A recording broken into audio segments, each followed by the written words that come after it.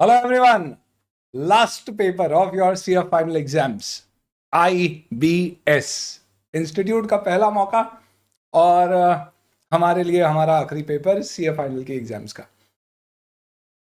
तीन चीजें, पहला कैसे प्रिपेयर करना है during these couple of days, दूसरा मटेरियल क्या क्या लेके जाना है, पर्टिकुलरली FR ऑडिट में क्या करना है और क्या एक्स्ट्रा मटेरियल टेलीग्राम पे शेयर किया है, और तीसरा एग्जाम हॉल में 4 घंटे कैसे मैनेज करने। रिवर्स ऑर्डर में डिस्कस करते हैं एग्जाम हॉल में क्या करना है। 4 केस स्टडीज आपको सॉल्व करनी है out of 5। Every case study will be of 25 mark, 10 mark MCQ and 15 marks descriptive question. Descriptive question average 3 से 4 मार्क के आते हैं और 4 क्वेश्चन होते हैं, टोटलिंग 15 मार्क्स। 4 घंटे आपके पास होंगे, 2 to 6, 15 मिनट्स का रीडिंग टाइम अलग से होगा। इफेक्टिवली आपके पास एक केस स्टडी सॉल्व करने के लिए 60 मिनट्स होंगे। उसके बावजूद भी नॉर्मली स्टूडेंट्स कहते हैं कि टाइम कम पड़ा। रीडिंग टाइम में आपको सिर्फ क्या करना है, मेरे हिसाब से केस स्टडी पढ़ने की बजाय उसके क्वेश्चंस देख लेना और उससे देख लेना कि कहीं कोई ऐसी केस स्टडी तो नहीं आ गई है जो आपने कर रखी है और इंस्टीट्यूट ने रिपीट पूछ ली। आप एग्जैक्टली वहाँ से स्टार्ट कर सकते हो। बाकी ऑनेस्टली रीडिंग टाइम में आप ये नहीं पता कर पाओगे कि कौन कौन सी केस स्टडी करना है या नहीं करना है, क्योंकि इतनी बड़ी बड़ी केस स्टडीज पढ़ने का उतना समय होता नहीं है। तो it is just to identify कोई रिपीट केस स्टडी आ गई है। तो समय शॉर्ट रहता है, ये आप लोगों को पता ही है आपके सीनियर्स के थ्रू, बट इससे पैनिक मत करना ज़रा भी। इनफैक्ट रिलैक्स करके सॉल्व करना पेपर को, कोई टेंशन नहीं है।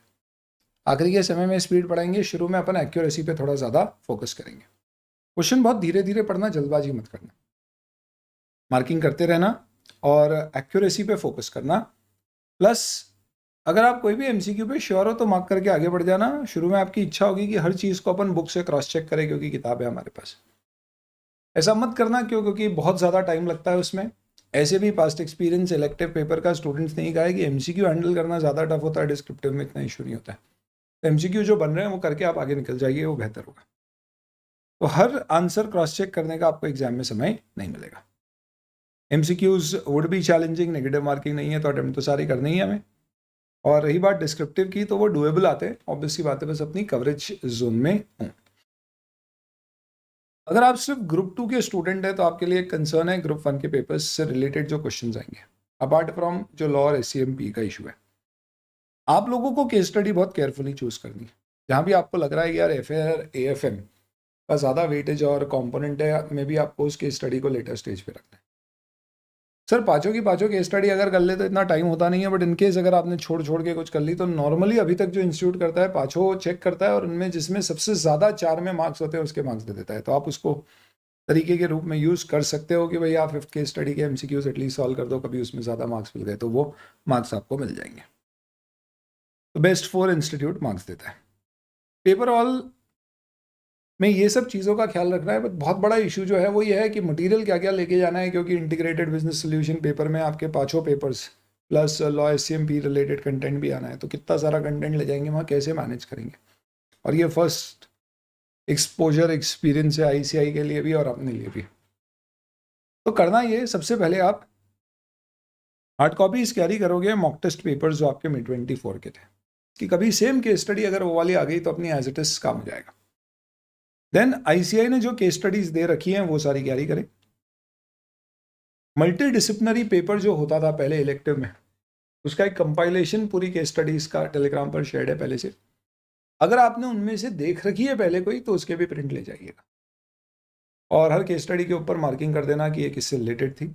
हाईलाइट अगर कर रखे आपने क्वेश्चंस पे तो वो कर दीजिएगा कि कौन सा क्वेश्चन किससे रिलेटेड है, कि अगर रिपीट एज इट इज आ गया तो अपने पास वो बेस होगा। और नई केस स्टडी समय अभी इसमें से ट्राई करने का तो नहीं होगा।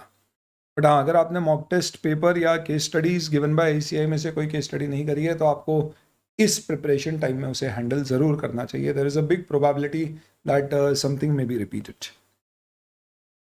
सब्जेक्ट वाइज स्ट्रैटेजी, आपको मटेरियल क्या कैरी करना है उससे रिलेटेड FR में आई वुड सजेस्ट ब्रह्मास्त्र या DC आप कैरी कर सकते हैं, जो भी आपके पास है। क्वेश्चन बैंक ज़रूरत मुझे लगती नहीं है कि आप FR में आज सच कैरी करें, बिकॉज आप केस स्टडीज देखोगे तो जो नेचर ऑफ क्वेश्चंस है उसको क्वेश्चन बैंक से कोरिलेट करने की कोई ज़रूरत नहीं पड़ेगी।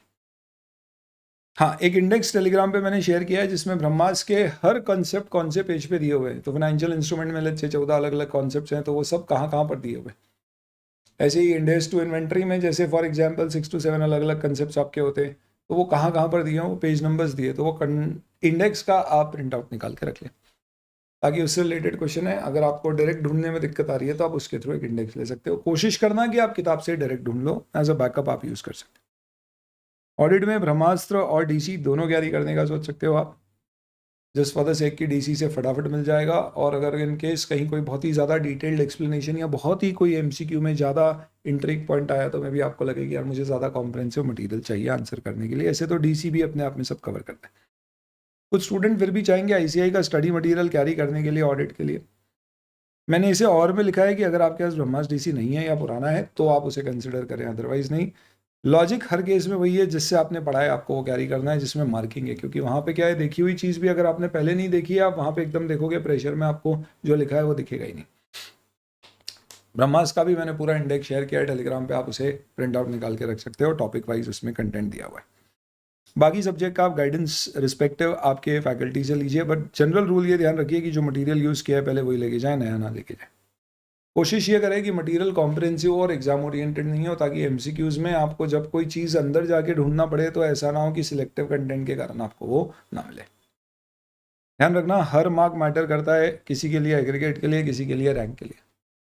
ये पेपर ऐसा है दोस्तों जिससे रैंकर की रैंक बनती है और एक रैंकर की रैंक छूट भी जाती है। एग्रीगेट में ये पेपर आपकी मदद कर सकता है, तो इसे ज़रा भी लाइटली नहीं लेना है। क्वेश्चन बैंक में भी आप थ्योरी सब्जेक्ट के लिए कैरी कर ले कि सेम क्वेश्चन आया तो क्या लिखना है। जैसे कई बार ऑडिट में होता है कि यार इस क्वेश्चन में बहुत सारा कंटेंट है, क्या एग्जैक्टली इंस्टीट्यूट ने लिखा था, तो यूज़ आ सकता है। प्रैक्टिकल के लिए तो मैं सजेस्ट नहीं करूँगा क्वेश्चन बैंक कैरी कर। थोड़ा मटेरियल रेफर किए, जो मार्किंग करी हुई है वो करे, और बहुत ज़्यादा भी कैरी ना करे, क्योंकि लगता है सब लेके चले जाओ, वहाँ पर फिर आप कन्फ्यूज हो जाओगे, फंबल करते रहो। तो बेहतर यह है कि आप हर एक सब्जेक्ट के लिए एक सेट लेके जाइए किताबों का। भाई आप ब्रह्मास्त्र लेके जा रहे हैं, ब्रह्मास्त्र लेके, आपको लगता है कि किसी पर्टिकुलर सब्जेक्ट में आपको डर ज़्यादा है तो आप उसके लिए एक बैकअप मटेरियल रख लो, तो जब आप सॉल्व भी कर रहे हो तो वो साइड में रहेगा। एक्सेप्शनल केस में यूज़ करेंगे, आपको मालूम है कि आपको कौन सी चीज़ एग्जाम में कहाँ से देखनी है, इफ इट ऑल देखनी है। तो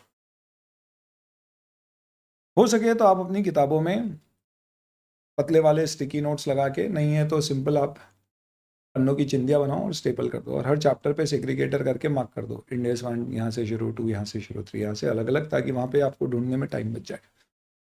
मोर देन दैट क्या होता है, सेग्रीगेटर होते हैं तो आपको एक कभी भी ढूंढने की इच्छा होती है तो आपको वहाँ पे मन में ऐसा लगेगा कि यार ढूंढूंगा, टाइम जाएगा, चलो आगे बढ़ जाता हूँ। पर सेग्रीगेटर रहेंगे तो आपको लगेगा चलो कुछ नहीं यार, 2 सेकंड में मिल जाएगा, फटाक से। घर वालों को काम पर लगाइए, ये काम अपने को नहीं करना है अभी। प्रिपरेशन कैसे करनी है अब हमें बिफोर दीज एग्जाम्स 1.5 days? सबसे पहले आप एमटीपी के स्टडीज को रिव्यू करें। सेकंड, आपकी किताब और ये सब को ऑर्गेनाइज करके साइड में रख दो, तो आपको एग्जैक्टली पता है, ये पहले दिन ही करना है अपने को। यानी कि अभी आप आए एडीटी देखे और आपको सबसे पहले पूरा बुक सेट एक जगह रिवाइज, जो आपको लेके जाना है उसको सेट कर दो, और फिर उसी से अपने को रिवाइज करना है, ताकि एग्जाम के समय अपने को एग्जैक्टली पता रहे कौन सी चीज़ कहाँ पर है। तो ये हमें डे 1 पे करना है। सारी मॉक टेस्ट पेपर के स्टडीज रिव्यू करनी है, सारी किताबें ऑर्गेनाइज करनी है। अगर आप सिर्फ ग्रुप 2 दे रहे हो तो फिर आपको ग्रुप 1 के रिवीजन वीडियोस देखना पड़ेंगे। मैं प्लेलिस्ट एफआर और ऑडिट की आपके साथ डिस्क्रिप्शन में शेयर कर देता हूँ। कंपनी लॉ और एससीएमपी के लिए जो जो आपने कर रखा है बस उसी पे फोकस करें, नया कुछ ना करें, केस स्टडी बेसिस को कवर करें। एग्जाम में ध्यान रखना दोस्तों कि केस सिनारियोज ऐसे हो सकते हैं कि एक तो पेपर आपका एकदम रिपीट केस स्टडी आ गई, मजे हो गए आपके, प्रोबेबिलिटी है ऐसा ही होगा कुछ, एटलीस्ट कुछ केस स्टडीज में। वाओ, हो सकता है कि पेपर सिंपल है बट रिपीट केस स्टडीज नहीं। आप अच्छे कॉन्सेंट्रेशन से, एक्यूरेसी से पेपर में ठीक ठाक मार्क्स लेके आ सकते हो। रेयर चांस है, पर हो सकता है कि इंस्टीट्यूट एक बड़ा ही लेंदी पेपर बना दे जिसमें बहुत सारी चीज़ें पूछ ले, यानी हर क्वेश्चन में अलग अलग सब्जेक्ट से रिलेटेड कंटेंट और अंदर घुस घुस के पूछ ले, तो विड्थ डेप्थ सब कुछ बहुत ज़्यादा डिटेल्ड। मेरा ये कहना है कि आप ये तीनों सिनेरियोज दिमाग में रखो कि एग्जाम में पेपर में तीनों में से कुछ भी आता है तो यू नॉट टेकन अबैक, आप मेंटली तीनों के लिए प्रिपेयर्ड हो। इनफैक्ट आपकी प्रिपरेशन ड्यूरिंग दिस 1.5 days इस सी कैटेगरी के लिए होना चाहिए कि यार टिपिकल से टिपिकल आ गया तो मैं कवर करूँ। बाकी अब कवरेज के लिए ऐसा है क्या कि मुझे सारे सब्जेक्ट्स अब वापस से रिवाइज करना है, या आप कंटेंट मटेरियल अपना इकट्ठा कर लो, सब आपने अभी अभी अगर पढ़ रखा है, बहुत प्रूफ दिए, एक बार आपको बस रिव्यू करके you have to become a little more aware about the material. More focus should be on case studies and other things. Exam में क्या ध्यान रखना है आपको, सारे एमसीक्यूज अटेम्प्ट करना है, नेगेटिव है नहीं मार्क्स। ध्यान रखना पेपर इंस्टीट्यूट पहली बार बना रहा है तो उसमें कहीं कोई गलती आ जाए तो अटेम्प्ट करके आना, उसके हमें बोनस मार्क्स मिलेंगे, काय का बोनस बोलने का है, बट ठीक है. Have highest level of concentration इसलिए you need to sleep well because 4 hours instead of 3 hours is a lengthier period, so your energy level should be high for the whole 4 hours, and for that you will really have to have it high spirits, you will have to.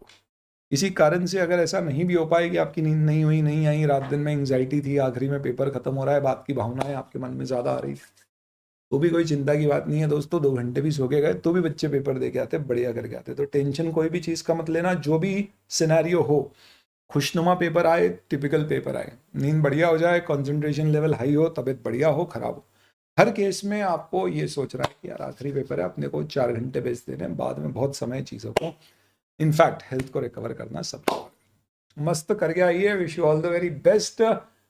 Hopefully जिन लोगों ने दोनों group दिए हैं उन लोगों के साथ अब अगली मुलाकात होगी कैंपस प्लेसमेंट्स में. All the very best and do very well in your paper. Our best wishes with all of you. Thank you.